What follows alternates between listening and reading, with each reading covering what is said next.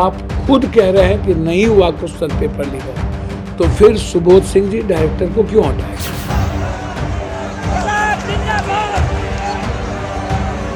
आप paper leak जानबूझकर करा रहे हो जिससे नौजवानों को नौकरी और उनका आरक्षण उनको न मिल जाए।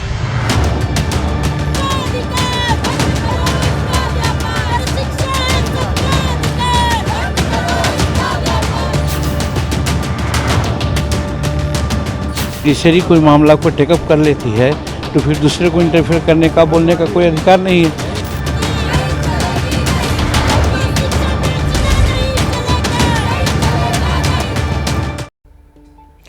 नीट का पेपर लीक हुआ है, बिहार से ये सच्चाई सामने आई। गड़बड़ी का खुलासा झारखंड, गुजरात और महाराष्ट्र तक हुआ, लेकिन पता नहीं शिक्षा मंत्री की ऐसी क्या मजबूरी है कि वो नीट परीक्षा को रद्द नहीं करना चाहते हैं। ऐसा क्यों है? क्या उन्हें अभी भी इस मामले में कुछ कंफ्यूजन उनका बाकी रह गया है? देखिए, 24 लाख छात्रों का भविष्य दांव पर लग गया है। पुलिस के अलावा सीबीआई तक इस मामले की तफ्तीश में जुटी हुई है। दूसरी तरफ देश की सियासत में ये मामला ठंडा पड़ता नहीं दिख रहा है। सड़कों पर छात्र उतरे हुए हैं। सवाल ऐसे में कई उठ रहे हैं। सवाल ये भी कि सच्चाई के लिए अभी ये लड़ाई और कितनी लंबी चलेगी, कितना छात्रों को इंतजार करना होगा।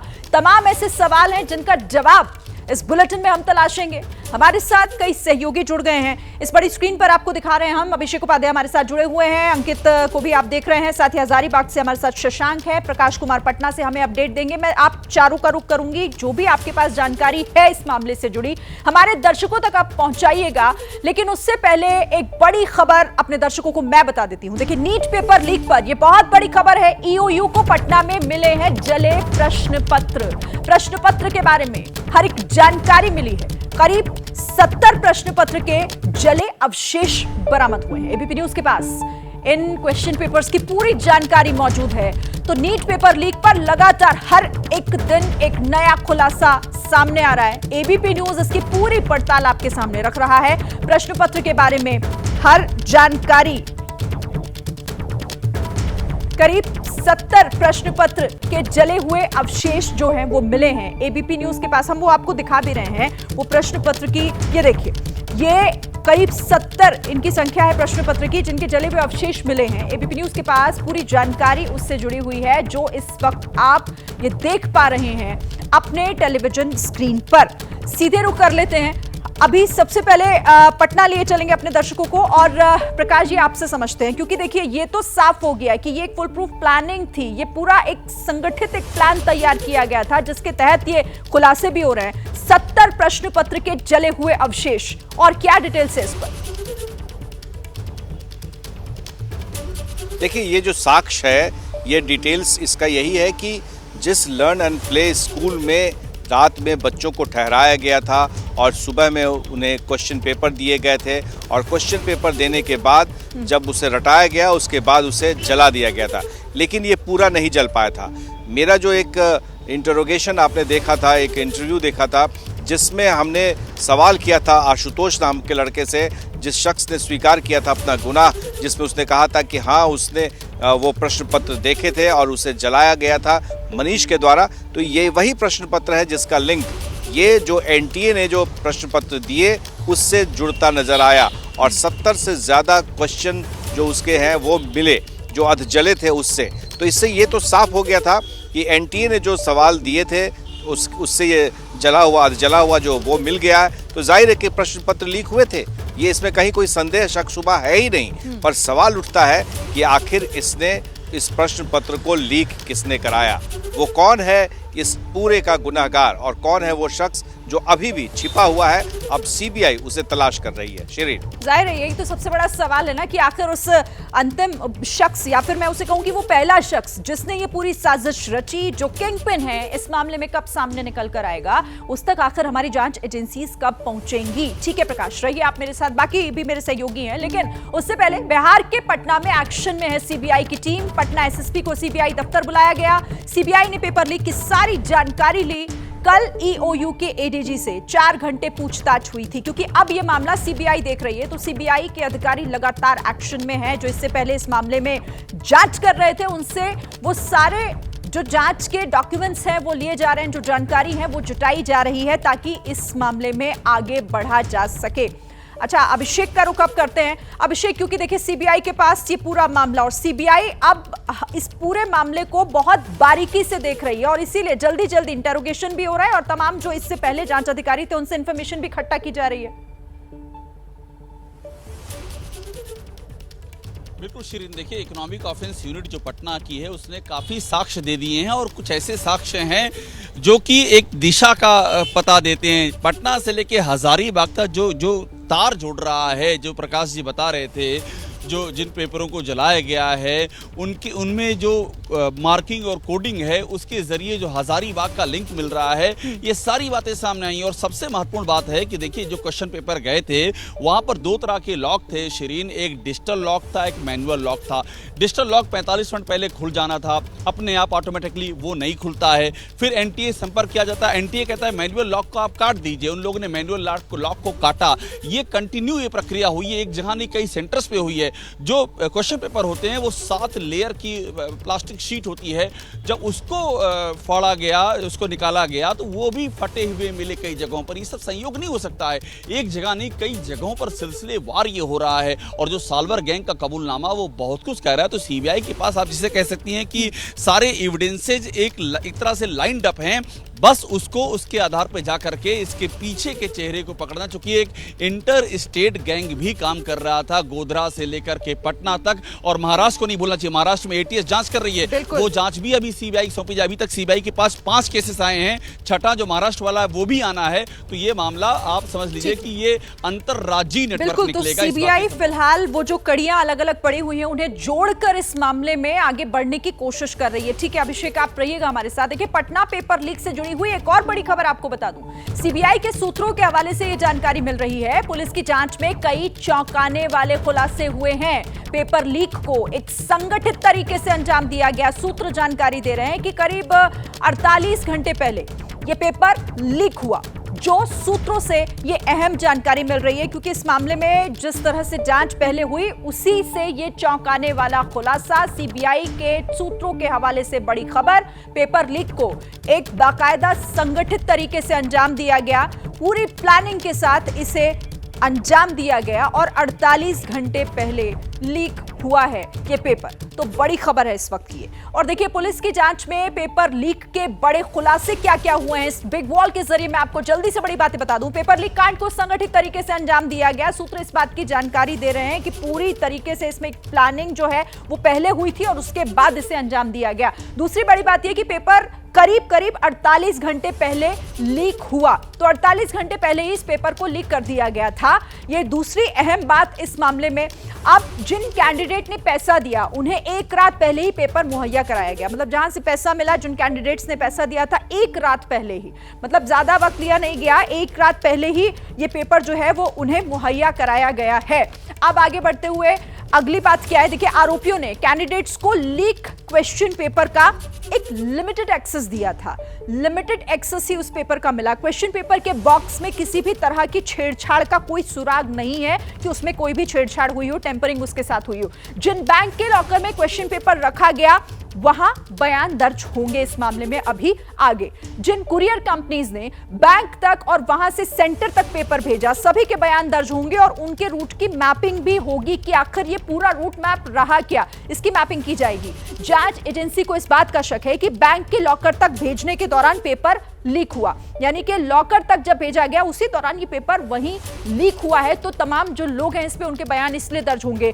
जो जला हुआ क्वेश्चन पेपर बरामद हुआ है उसे एनटीए के रेफरेंस क्वेश्चन पेपर सीएफएसएल में मैच किया जा रहा है कि वो दोनों एक हैं या फिर नहीं। तो ये बहुत महत्वपूर्ण सवाल। देखिए अब आप ये तो समझ गए होंगे कि इस पूरे मामले से ये तो साफ हो गया है कि पेपर होने से पहले ही पेपर लीक हो गया। तो अंकित सवाल अब भी है, फिर और कौन से सबूत का इंतजार शिक्षा मंत्रालय कर रहा है, शिक्षा मंत्री कर रहे हैं, और क्या सबूत चाहिए उन्हें? देखिए निश्चित तौर पर एक एक करके आपने अभी विस्तार से बताया कि क्या कुछ होगा।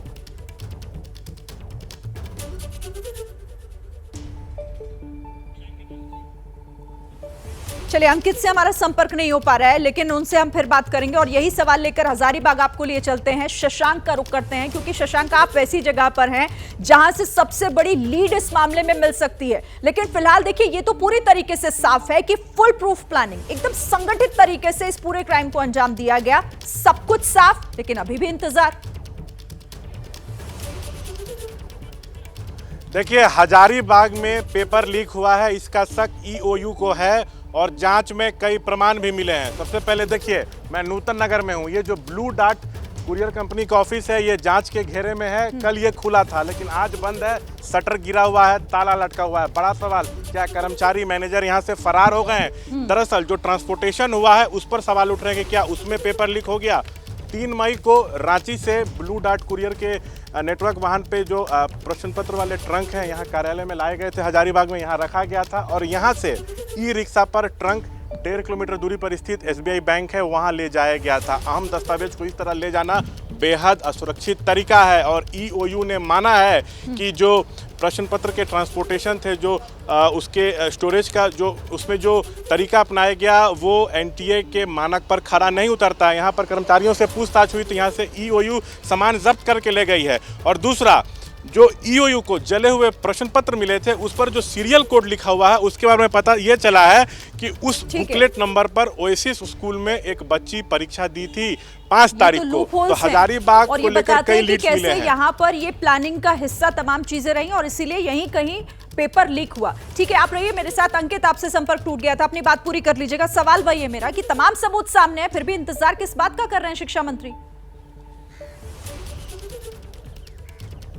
देखिए, और छात्रों का भी यही सवाल है कि अगर इतने सारे तथ्य सामने आ चुके हैं तो इंतजार किस बात का। लेकिन क्योंकि सवाल जो शिक्षा मंत्रालय से जुड़ा हुआ है, तो जो सूत्र हमको बता रहे हैं उनका ये कहना है कि क्योंकि अभी मामले की जांच सीबीआई को दी गई है और सीबीआई ये पुख्ता तौर पर देख रही है कि क्या वाकई में पेपर लीक हुआ है। क्योंकि जैसा कि बिहार की घटना का हमने जब सवाल पूछा कि पेपर जो वहाँ जला हुआ मिला, तो उनका जो सूत्र है उनका ये कहना है कि क्या ये जो ओरिजिनल प्रश्न पत्र है वही उसी की जो कॉपी थी या उसी से जुड़ा हुआ प्रश्न पत्र था, या फिर एक डमी पेपर तैयार किया गया था छात्रों को गुमराह करने के लिए। क्योंकि उनका जवाब यह भी है कि अगर जो है ओरिजिनल प्रश्न पत्र उनके पास पहुंचा था, उसकी कॉपी पहुंची थी, तो फिर कई सारे छात्र ऐसे क्यों रहे जिनके पासिंग मार्क्स तक नहीं आ पाए। और इसी वजह से सवाल खड़ा हो रहा है। सवाल एक और खड़ा हो रहा है कि क्या पूरा क्वेश्चन पेपर जो है वहां पर हाथ लगा था, अगर था भी तो, या फिर उसका एक हिस्सा। तो ये तमाम पहलू हैं जिनकी जांच अभी जो है होना बाकी है। और कल प्रकाश जी ने एक बात का जिक्र किया था, मैं उसी को तो फिर से दोहरा रहा हूं कि ईओयू ने जो अपनी रिपोर्ट शिक्षा मंत्रालय को दी है,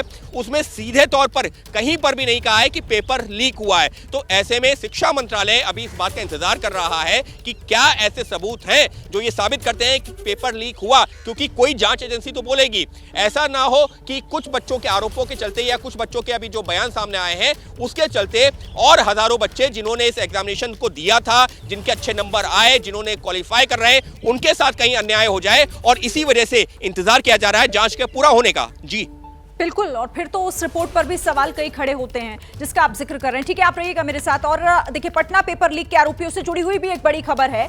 संजीव मुखिया समेत 13 आरोपियों को कोर्ट से झटका लगा है। संजीव मुखिया की अर्जी पर कोर्ट में सुनवाई हुई। पटना की एडीजे कोर्ट में अग्रिम जमानत पर सुनवाई हुई। कोर्ट ने कहा कि यह केस अब सीबीआई के पास चला गया है। अब सीबीआई की विशेष अदालत इस मामले की सुनवाई करेगी। तो आरोपियों को कोई राहत कोर्ट से नहीं मिली। जिस अग्रिम जमानत को लेकर यह याचिका दाखिल की गई थी, उस पर कोर्ट की यह टिप्पणी कि अब यह मामला क्योंकि सीबीआई के पास है, सीबीआई इस केस को देख रही है, तो सीबीआई की विशेष अदालत ही इस मामले की सुनवाई करेगी। तो संजीव मुखिया की अर्जी पर कोर्ट में सुनवाई हुई, लेकिन कोई फायदा इस पर आरोपियों को नहीं हुआ है। तो संजीव मुखिया इस मामले में वो शख्स, वो चेहरा, वो नाम जिसके बारे में आज आप भी जानना चाहते होंगे। तो आइए पूरी कुंडली लेकर उसकी इस वक्त यहां पर हम इस बड़ी स्क्रीन पर दिखाते हैं आपको। 10 साल से नालंदा के उद्यान विद्यालय में तकनीकी सहायक के तौर पर वो काम कर रहा है। 10 सालों से बिहार के अंदर और बाहर 4 पेपर लीक में उसका नाम शामिल है। मतलब ये हिस्ट्री है उसकी। 4 पेपर लीक के मामले में उसका नाम पहले ही है। पहली गिरफ्तारी बिहार में ब्लॉक स्तर पर परीक्षा के लिए पहली गिरफ्तारी हुई थी, जब वो पहली बार गिरफ्तार किया गया था। दूसरी गिरफ्तारी हुई, आरोपियों ने कैंडिडेट्स को लीक क्वेश्चन पेपर का लिमिटेड एक्सेस दिया। ये दूसरी गिरफ्तारी हुई थी इस मास्टरमाइंड संजीव मुखिया की। बेटा शिव कुमार, शिक्षक भर्ती परीक्षा में अनियमितताओं में उसे गिरफ्तार किया गया था। तो बेटा और पिता दोनों किस तरीके से पहले से ही इस मामले में लिप्त थे। शशांक, संजीव मुखिया जिसे लेकर कई सवाल लोगों के जहन में है और उस तक पहुंचने की कोशिश भी लगातार की जा रही है, उसका इतिहास बताता है कि कैसे वो पहले से ही इस तरह के मामलों में, इस तरह के अपराध में लिप्त रहा है। देखिए, पिछले 20 सालों से वो विभिन्न प्रतियोगी परीक्षाओं का पेपर लीक कराता रहा है और एक मामले में वो दोषी पाया गया था और उसको जेल भी जाना पड़ा था। और उसका बेटा जो शिव है वो भी अपने पिता के रास्ते पे चल चुका है। संजीव मुखिया सॉल्वर गैंग का सदस्य रह चुका है और उसका बेटा जो शिव है वो फिलहाल जेल में है। जो बीपीएससी शिक्षक भर्ती परीक्षा हुई थी उसका भी लिंक हजारीबाग से जुड़ा था। उस मामले में पुलिस ने उसको उज्जैन से गिरफ्तार किया था। संजीव मुखिया फिलहाल कहाँ है इसकी जानकारी किसी को नहीं है, लेकिन उसकी जो तलाश है वो लगातार की जा रही है और एक बहुत बड़ा नेक्सस उसका है। और एक जानकारी ये मिल रही है कि हाल के दिनों में उसके गिरोह में कई युवा भी जो हैं वो शामिल हुए हैं। और देखिए, फिर यहाँ पर सवाल उस कानून को लेकर भी खड़ा होता है जिस कानून को लेकर कहा जाता रहा कि ये पेपर लीक के मामलों को रोकने के लिए है, क्योंकि संजीव मुखिया जैसे लोग जो पहले भी इस तरह के मामलों में लिप्त रहे, जेल भी गए, पर बावजूद इसके इस तरह के अपराध होते रहे। तो ऐसे में सवाल यहाँ पर यह भी उठता है। और देखिए, नीट पेपर लीक मामले में महाराष्ट्र से भी एक बड़ा अपडेट मिल रहा है। लातूर पुलिस की हिरासत में 2 और लोग हैं। जलील पठान के लिए काम करते थे ये दोनों के मोबाइल फोरेंसिक जांच के लिए भेज दिए गए हैं। कुछ अभिभावकों को भी समन भेजा जा सकता है पुलिस के जरिए। तो बड़ी खबर इस मामले में, क्योंकि इस पेपर लीक की जांच की आंच महाराष्ट्र राज्य तक भी पहुंची है। लातूर पुलिस की हिरासत में 2 और लोग हैं। और एक और बड़ा अपडेट इसी से जुड़ा हुआ, दूसरा आरोपी संजय जाधव कोर्ट में पेश कर दिया गया है। कोर्ट ने 2 जुलाई तक पुलिस कस्टडी में भेजा है। कल पहले आरोपी जलील पठान की पेशी हुई थी। जलील को भी 2 जुलाई तक कस्टडी में भेजा गया है। तो दोनों आरोपियों को 2 जुलाई तक कोर्ट ने पुलिस कस्टडी में भेज दिया है। लेकिन महाराष्ट्र से ये बड़ा अपडेट कि कुछ और लोगों तक जांच की जो है ये आज पहुंच रही है। अभिषेक, इस पर क्या अपडेट है? लातूर में कुछ और लोगों को पुलिस ने कस्टडी में लिया है। बिल्कुल, देखिए लगातार वहां पर जांच चल रही है। मैं आपसे पहले ही कह रहा था, महाराष्ट्र में जो जांच चल रही है इसके जो तार हैं, बात वही सामने आ रही है कि ये एक सिंडिकेट है, ऑपरेट करता है। जो अभी आप संजीव मुखिया का जिक्र कर रही थी, जो शशांक बता रहे थे, बात सिर्फ बिहार के टीचर भर्ती की नहीं है। उत्तराखंड में जो कांस्टेबल भर्ती हुई थी, पुलिस कांस्टेबल, वहां भी संजीव मुखिया गैंग का नाम सामने आया था। तो जो महाराष्ट्र में लातूर में छापेमारी चल रही है, यहाँ से लेकर के पटना और हजारीबाग, ये पूरा का पूरा एक सर्किल बनता दिख रहा है। ये इंटर स्टेट सॉल्वर गैंग की बात चल रही है और इसीलिए सीबीआई की भूमिका बहुत अहम हो जाती है, क्योंकि ये मामला एक राज्य तक नहीं रह गया, अलग अलग राज्य हैं। और इसके सबसे अहम बात यह है कि आखिरकार इनको फैसिलिटेट कौन कर रहा था। जांच का एक बड़ा बिंदु ये भी है कि वो कौन सा सिंडिकेट था जो इन अलग अलग राज्यों में जो सॉल्वर गैंग हैं इनको आपस में सिंडिकेट कर रहा था, जो अलग अलग राज्यों के इस तरह के पेपर्स को लीक कराने का ठेका दिया जाता था। और पीछे के चेहरे कौन है, तो महाराष्ट्र से भी काफी महत्वपूर्ण लिंक सामने आए हैं और हमारी जानकारी ये है कि वो भी सीबीआई को शेयर किए जाएंगे और सीबीआई अपने दायरे में महाराष्ट्र में चल रहे जो जांच पड़ताल है राज्य पुलिस की, अभिषेक, बिहार से निकलकर और भी राज्यों तक ये जांच जो है वो पहुंच गई है। अच्छा, एक और बड़ी खबर है, पेपर लीक मामले में ममता बनर्जी की एंट्री हो गई है। ममता बनर्जी ने पीएम मोदी को चिट्ठी लिखी है। इसे लेकर ममता बनर्जी ने नीट यूजी खत्म करने की मांग की है। राज्य सरकारें परीक्षा आयोजित करें, उनकी ये मांग है। गड़बड़ी की गहन निष्पक्ष जांच की भी मांग ममता बनर्जी की गई है और उन्होंने कहा है कि नीट यूजी को खत्म कर दिया जाए। अंकित, अब इस मामले में देखिए, ममता बनर्जी सीधे सीधे मांग कर रही है कि आप नीट यूजी को ही खत्म कर दीजिए और राज्य सरकारों को दीजिए परीक्षा आयोजित कराने का मौका। जी बिल्कुल, देखिए तमाम जो है विपक्षी दल हैं और विपक्षी दल ही नहीं, तमाम ऐसे जो है छात्र भी हैं जो ये कह रहे हैं कि एनटीए को जिस मकसद से लाया गया था वो उसमें असफल साबित हुआ है, विफल हुआ है। तो ऐसे में एनटीए को ही भंग कर देना चाहिए। और जैसा ममता बनर्जी की चिट्ठी आई है वो तो कह रही है कि राज्य स्तर पर ही अनुमति होनी चाहिए, लेकिन तमाम लोग ऐसे हैं जिनका ये कहना है कि जैसे जो प्रक्रिया पहले चल रही थी उसी तरह से चलनी चाहिए, यानी कि एनटीए को भंग करने की मांग कर रहे हैं, क्योंकि एनटीए के ऊपर विश्वास नहीं रहा है छात्रों का। लेकिन इस सबके बीच में एक अपडेट देना भी जरूरी है कि एनटीए में जो सुधारों को लेकर के जो एक कमेटी बनाई गई थी 7 सदस्यीय, उसकी भी बैठक हो गई है और लगातार जो उस कमेटी में कई ऐसे लोग हैं, गणमान्य लोग मौजूद हैं, इसरो के पूर्व चेयरमैन हैं, एम्स के पूर्व डायरेक्टर हैं, ऐसे तमाम लोग हैं जिनकी जो है कमेटी ये जो है इस चीज पर विचार कर रही है कि कैसे एनटीए की प्रक्रिया को और ज्यादा पुख्ता किया जा सके। तो ये तो नहीं हो सकता तरीका कि आप एक में जांच जारी है, दूसरी तरफ सियासत भी भरपूर हो रही है, अपने अपने तरीके से हर कोई सरकार पर उंगली उठा रहा है। तो जिसने 24 लाख छात्रों का भविष्य दांव पर लगा दिया, जिसने देश के नौनिहालों को अपने लालच के चलते अंधकार में धकेलने का काम किया, शिक्षा की पवित्रता को अपवित्र करने का काम किया, उस पेपर लीक के पापी की अब हम आपके सामने कुंडली खोलने जा रहे हैं।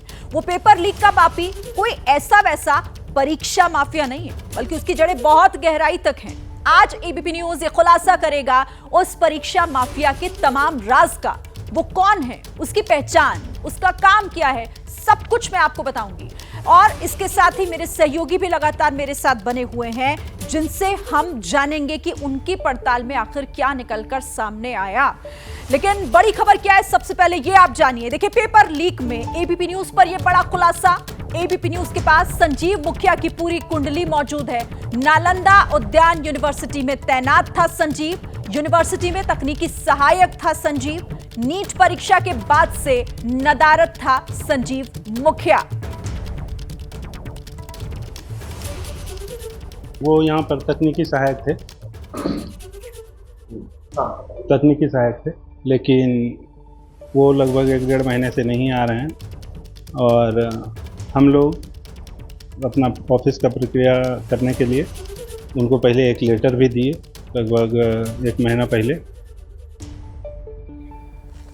तो सुना आपने। देखिए, आप पूरी आप समझिए कि आखिर जब पेपर लीक हुआ उसके बाद से ही वो नदारद भी है, वो पहुंच भी नहीं रहा था यूनिवर्सिटी। कई तरह के सवाल हैं। अब जरा मैं आपको कुछ महत्वपूर्ण चीजें दिखाती हूँ। देखिए, ये बिहार कृषि विश्वविद्यालय भागलपुर, ये एक लेटर लिखा गया संजीव कुमार तकनीकी सहायक के नाम पर, और उसकी कॉपी मेरे हाथ में भी मौजूद है। मैं आपको बता दूं, इसमें साफ साफ है ये कि आपको सूचित किया जाता है कि 6/5/2024 से 14/5/2024 तक बिना किसी सूचना और बिना किसी की अनुमति के बगैर कार्यालय से अनुपस्थित हैं, जो कि अनुशासनहीनता का द्योतक है।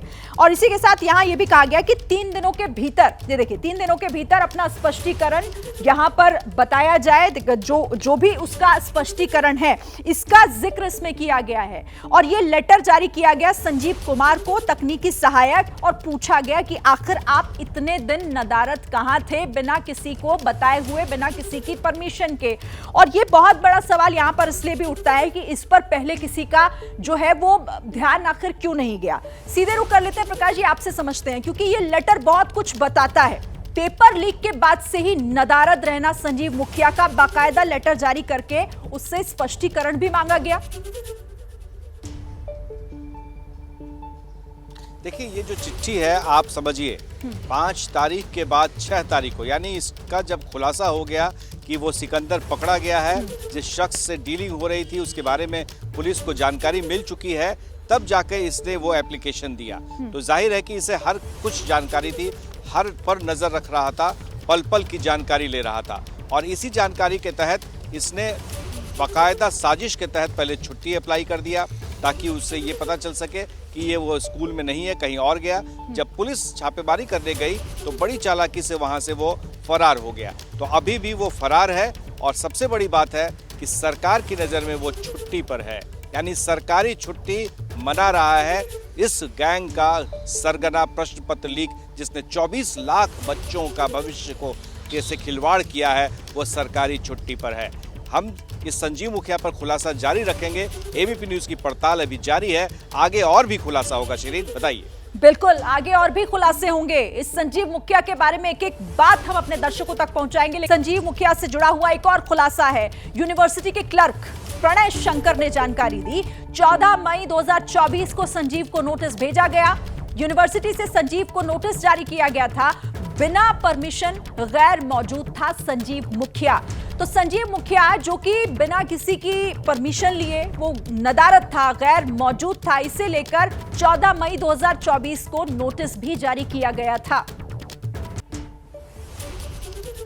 परीक्षा के समय से ही, लगभग परीक्षा के समय से ही वो ऑफिस नहीं आ रहे हैं और हम लोगों ने उनको लेटर दिया कि आप कहाँ हैं, क्या हैं, ऑफिस नहीं आ रहे हैं, बिना सूचना के आप ऑफिस से अनुपस्थित हैं।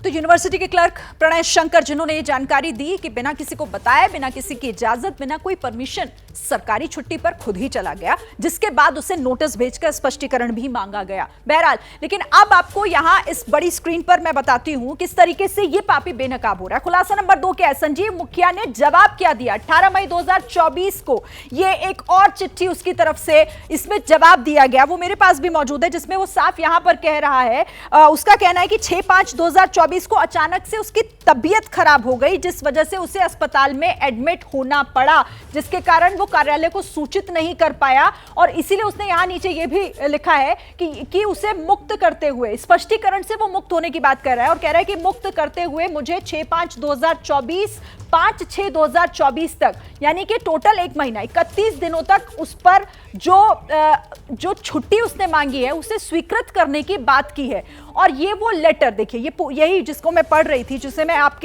तक वो बातें पहुंचा रही थी, ये इसमें विषय इसने लिखा है, अचानक तबीयत खराब हो जाने के कारण कार्यालय में उपस्थित नहीं हो पाने के संबंध में, यानी कि जब वो नहीं आ रहा था बिना किसी को बताए, तो उससे जब वो पहला जो नोटिस उससे जारी किया गया, स्पष्टीकरण मांगा गया, तो फिर उसने ये लिखा उस लेटर में जवाब के तौर पर, और स्पष्टीकरण से खुद को मुक्त करने की भी मांग उसने इसी चिट्ठी में लिखी है। नीचे देखिए, संजीव कुमार का नाम भी इसमें है।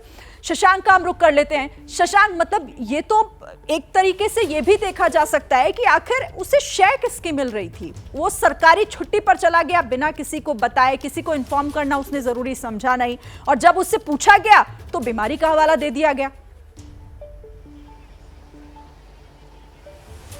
देखिए, इस तरह के जो परीक्षा माफिया होते हैं उनको कहीं ना कहीं संरक्षण मिलता है बड़े लोगों का।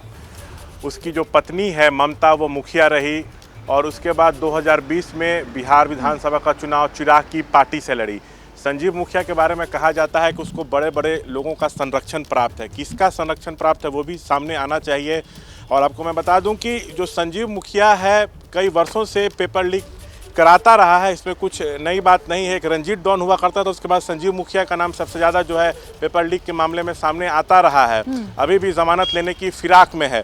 और मैं आपको बताऊं कि जब मैं इसके घर पे गया था नगर नौसा, तो इसके भाई कह रहे थे कि हम लोग का अब उससे कोई मतलब नहीं है, लेकिन उसी घर में उसकी माँ रहती हैं, वो कह रही थी कि मेरा बेटा इस मामले में निर्दोष है, कहीं कुछ नहीं किया, उसको ज़बरदस्ती जो है थाना वाले फंसा रहे हैं, कुछ परिवार के जो लोग हैं वो फंसाने का काम कर रहे हैं। लेकिन माँ ये भी कह रही थी कि हाँ, एक ज़माने में वो पेपर लीक किया करता था, उसके लिए वो सज़ा काटा, लेकिन अब वो जो है पूरी तरह से सुधर चुका है। तो मैंने उनसे कहा था कि अगर आपका बेटा निर्दोष है तो क्यों नहीं वो सामने आते हैं, क्यों नहीं जाँच में सहयोग करते हैं। तो उनका बड़ा बेतुका जवाब था उनकी माँ का कि अगर वो सामने आएगा तो पुलिस उसको पकड़ लेगी, उसको फंसा देगी। तो परिवार वालों का भी उसको जो है समर्थन प्राप्त है। और ये जो व्यक्ति है सिर्फ बिहार तक ही नहीं, यूपी, झारखंड में भी इसने पकड़ बना ली है। जो बिहार में कुछ महीने पहले बीपीएससी शिक्षक परीक्षा हुई थी, उसके भी पेपर लीक के तार हजारीबाग से जुड़े थे और संजीव मुखिया का नाम आया था। और आपको मैं एक बड़ी जानकारी दे दूं कि ये जो पेपर लीक हुआ है इसका नीट का, तो इसमें एक व्यक्ति का नाम आ रहा है जिसका नाम है रॉकी। कहा जा रहा है कि उसने भी बड़ी भूमिका रांची में रहते हुए निभाई है और उसको बताया जा रहा है रिश्तेदार संजीव मुखिया का। वो रेस्टोरेंट चलाता है और पेपर सॉल्व जो कराया गया है उसमें उसकी भूमिका है। तो खुद सरगना और कैसे उसने एक पूरी अपनी टीम इस पूरे काम में लगाई हुई है कि अब उसने इसे अपना पेशा बना लिया है, छात्रों के साथ खिलवाड़ करने का, उनके भविष्य को अंधकार में डालने का। प्रकाश जी, आपके पास आती हूं मैं, क्योंकि देखिए उसे कैसे फर्जीवाड़े में महारत हासिल है ये तो अब समझा ही जा सकता है इन तमाम चीजों के बाद। उसने इन सब से बचने के लिए एक फर्जी मेडिकल सर्टिफिकेट भी बनवाया था, ये भी जानकारी मिल रही है। सबसे पहले तो शिरीन ये बता दूं अपने दर्शकों को कि दो मामला है। एक तो पहला कि ये जो बिहार कृषि विश्वविद्यालय है, इसके अंतर्गत ये नालंदा का उद्यान कॉलेज है और इस कॉलेज में बहुत ही छोटे स्तर पर ये तकनीकी सहायक, आप समझ लीजिए टेक्निकल असिस्टेंट है। और इतना बड़ा कारनामा कैसे कर सकता है? और इस बड़े कारनामेबाज का खुलासा हमारे सहयोगी परमानंद और नालंदा से अमृतेश ये करके लाए हैं। ये जो खुलासा देख रहे हैं आप, ये उनकी बड़ी भूमिका है। ये बिल्कुल लड़ के झगड़ करके अंदर घुस गए कॉलेज के अंदर, कोई उन्हें ये जानकारी नहीं दे रहा था। तो किसी तरह से ये जानकारी इकट्ठा कर हमारे दर्शकों को बता रहे हैं कि कितना बड़ा जालसाज है वो। वो राजनीतिक पकड़, रसूख और इसके साथ नेटवर्क में भी उस्ताद और मुश्तैर। इसके बारे में ये भी बताया जा रहा है कि फिलहाल आप समझिए शिरीन, कितनी बड़ी बात है ये कि सरकार में ये नौकरी कर रहा है और अभी भी नौकरी कर रहा है। इसके खिलाफ कोई एक्शन नहीं है। कह रही है पुलिस खोज रही है। अरे भाई कहाँ खोज रहे हो? ये तो सरकार में नौकरी कर रहा है, चिट्ठियां लिख रहा है, अर्जी दे रहा है, सब कुछ कर रहा है, सबसे बातचीत कर रहा है, फिर गायब कहाँ है, कहाँ फरार है? पुलिस कर क्या रही है? 24 लाख बच्चों के साथ, भविष्य के साथ खिलवाड़ करने वाला इस सरगना आज भी, जिसका खुलासा एबीपी न्यूज लगातार परत दर परत करते आ रहा है और आगे भी खुलासा करेगा कि संजीव की हैसियत क्या है शिरीन। और इसीलिए तो ये सवाल उठता है ना कि क्या वो सिस्टम से इतना बड़ा हो गया कि उसे ढूंढना इतना मुश्किल हो रहा है। ठीक है, आप रहिए हमारे साथ। देखिए, कॉलेज को 4 दिन बाद संजीव ने जवाब भी भेजा। मैंने आपको आपसे पहले दिखाया कि कैसे उसे पहले नोटिस जारी किया गया, स्पष्टीकरण मांगा गया, उसके बाद उसने अपना स्पष्टीकरण के तौर पर एक चिट्ठी लिखी भी।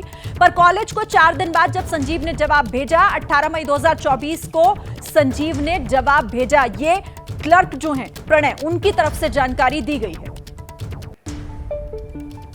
यहाँ पर एक एप्लीकेशन आया कि वो चिकित्सारत हैं, हॉस्पिटल में भर्ती हैं, उनका ईएल स्वीकृत किया जाए। कितना दिन पहले ये लेटर दिया? ये लगभग हमको लगता है कि 1 महीना पहले शायद उनके पिताजी लेके आए थे या हमको यहाँ पर ऑफिस में मिला। तो देखा आपने किस तरीके से वो बाकायदा उसने अपने पिता को भेजा एप्लीकेशन लेकर और उसमें उसने अपनी बीमारी का जिक्र किया, फर्जी मेडिकल सर्टिफिकेट भी बनवाया। लेकिन अब इससे आगे की बात आपको बताते हैं। पहले तो स्पष्टीकरण मांगा गया, फिर उसकी चिट्ठी जाती है जिसमें उसने बीमारी का जिक्र किया। इसके बाद एक और पत्र जारी होता है जिस पर उसके इस जवाब के बाद फिर से एक तरह का नोटिस जो है वो जारी किया गया। अब ये चिट्ठी भी हम आपको दिखा देते हैं विस्तार से। ये देखिए, 18 जून 2024 को ये लिखा गया, संजीव कुमार तकनीकी सहायक, जिसके बाद जिसमें उसने ये जिक्र किया था, इसमें साफ तौर पर कहा गया कि आपका जो लेटर आया उसमें आपने तबीयत खराब हो जाने के बाद अस्पताल में भर्ती होने का कारण कार्यालय को सूचित आप नहीं कर पाए, ये आपने वजह दी थी। लेकिन इससे पूरी तरीके से स्पष्ट जो है वो नहीं हो पा रहा है कि आखिर आपको किसी प्रकार की अवकाश की आवश्यकता क्यों है। इस पूरा जिक्र इसमें यहां पर लिखा गया और फिर लिखा गया कि क्यों ना कार्रवाई आपके खिलाफ की जाए। प्रश्न वही। अब अभिषेक, ये देखिए, ये तमाम बातें अब ये बड़ा सवाल खड़ा करती हैं कि बिना राजनीतिक संरक्षण के उसका ये कॉन्फिडेंस तो पॉसिबल नहीं है। क्या ये मुमकिन है? और क्या ये सवाल यहां पर खड़ा नहीं हो जाता कि सिस्टम से बड़ा हो गया क्या संजीव मुखिया? शिरीन, ध्यान देने वाली बात यह है कि ऐसा नहीं कि उसका नाम पहली बार सामने आया है, उसके खिलाफ एफआईआर है, जेल गया है, बिहार से लेके झारखंड, उत्तराखंड, जहां के पेपर लीक हो रहे हैं वहां उसका नाम आ रहा है। इसके बाद भी अगर वो आदमी रडार से बाहर है तो इसका सीधा सा मतलब है कोई ना कोई प्रोटेक्शन कर रहा है। एक बड़ी बात मैं आपको और बताऊं, ये जो पूरी पड़ताल चल रही है उस पर भी ध्यान देना है, उसका एक सिरा एनटीए से जुड़ रहा है। हाँ। हमारी जानकारी ये कहती है कि एनटीए में इनका कनेक्शन कहां है उस पर भी पड़ताल चल चुकी। जिन बॉक्सेज में आते हैं पेपर, जिन बॉक्सेज में सॉल्व होने के बाद ओमार शीट जाती है, वो जो आउटसोर्सिंग है एनटीए में, आपको ध्यान होगा एनटीए का बड़ा काम आउटसोर्सिंग पे चलता है।